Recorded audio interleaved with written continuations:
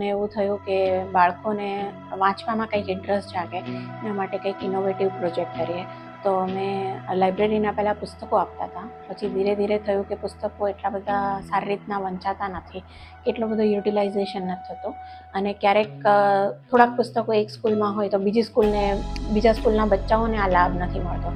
તો એ પ્રોબ્લેમને સોલ્વ કરવા માટે અમે લાઇબ્રેરી ઓન વ્હીલ્સ એક પ્રોજેક્ટ બનાવ્યો, જેમાં વ્હીકલની અંદર જ તે અમે બધી બુક્સ અને એની સાથે એક્ટિવિટી કે જે એમ કહેવાય ને કે ખુલ્લા આકાશમાં અને ઝાડની નીચે બેસીને બાળક વાંચી શકે અને વાંચવાનો એક આનંદ મળે તો એને વાંચવાનો ઇન્ટરેસ્ટ પણ વધી શકે.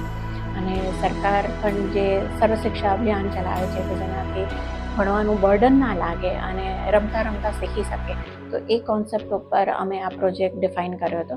અને અત્યારે બરોડાની આજુબાજુની લગભગ 135થી વધારે અલગ અલગ સ્કૂલોની અંદર અમે ગ્રેજ્યુઅલી આ પ્રોજેક્ટ લઈ જઈએ છીએ. બાળકોને રમતા રમતા ભણાવીએ છીએ.